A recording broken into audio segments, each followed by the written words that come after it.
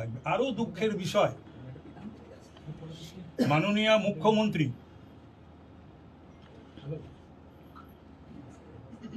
সেদিন অবশ্য বিধানসভায় আমি ছিলাম না শারীরিক কারণে, তিনি যখন বক্তৃতা দিলেন বিধানসভায়,